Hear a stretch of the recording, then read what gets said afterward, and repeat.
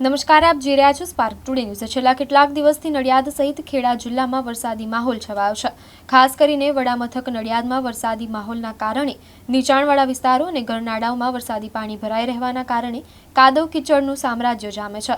વરસાદી માહોલના કારણે રોગચાળો ન ફેલાય તે માટે નડિયાદ મહાનગરપાલિકા દ્વારા પણ જુદી જુદી ટીમોને સફાઈના કામમાં જોતરાઈ દેવામાં આવી છે। વરસાદી માહોલના કારણે નડિયાદ શહેરમાંથી રોજનો 120 ટન કચરો મહાનગરપાલિકા નિકાલ કરી રહી છે। આ ઉપરાંત જંતુનાશક દવાઓનો છંટકાવ અને આરોગ્ય ટીમો પણ ઘરે ઘરે જઈને મેડિકલ ચકાસણી કરી રહી છે। જી સર, આપણે જે વરસાદનો માહોલ ચાલી રહ્યો છે, આપના દ્વારા કેવી કામગીરી? હાલ જે વરસાદનો માહોલ ચાલી રહ્યો છે, જેમાં છેલ્લા 10 દિવસથી સતત વરસાદ પડે છે દરરોજ, અને નડિયાદ શહેરનો જે ભૂપૃષ્ઠ છે એ મુજબ જોતા પાણી ભરાઈ જાય છે અને પાણી ઝડપથી પસાર થતો નથી, એટલે કાદવ પણ એટલો જ આવે છે। સપોઝ આપણા જે ગરનાળા છે એ ગરનાળામાં જ્યારે ભારે વરસાદ પડે છે ત્યારે એમાં પાણી ભરાઈ જાય છે અને એના હિસાબે ત્યાં કાદવ પણ આવે છે। તો આવા અમારે જ્યારે વરસાદ પડે છે ત્યારે અમારા 3 કે 4 ગરનાળા છે, એમાંથી લગભગ 20 ટન જેટલો કાંપ આવી જાય છે ત્યાં, અને એને ત્યાંથી દૂર કરવો પડે છે।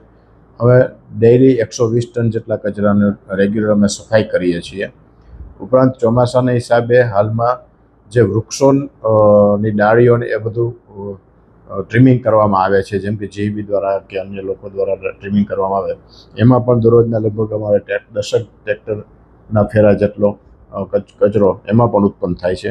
એ ઉપરાંત હાલમાં ડ્રેનેજ સફાઈની પણ, વરસાદી પાણીની સફાઈની પણ કામગીરી ચાલુ છે, જેમાં કેચપીટોની સફાઈ છે, મુખ્ય કાંસની સફાઈ છે, જે પણ અત્યારના સતત ચાલુ છે। આ ઉપરાંત વરસાદ પડી ગયા પછી અમે દવા છંટકાવ પણ કરીએ છીએ, જેમાં ખાસ કરીને પછાત વિસ્તારને આવરી લઈ અને જે ગરનાળામાં માટી ને એવું બધું આવી ગયું એને સફાઈ કર્યા બાદ પણ અમે ત્યાં દવા છંટકાવ કરીએ છીએ। આમ સતત વરસાદ પડતો હોય, અમારી કામગીરી પણ અમારે સતત ચાલુ રાખવી પડે છે। આ રોગચાળો ન ફેલાય એની માટે તમે શું? રોગચાળો ન ફેલાય માટે ખાસ તો અત્યારના દવા છંટકાવ કરવાની કામગીરી ચાલુ છે। એ ઉપરાંત આરોગ્ય વિભાગ દ્વારા ડોર ટુ ડોર સર્વેલન્સની પણ કામગીરી સઘન રીતે હાલમાં ચાલુ છે।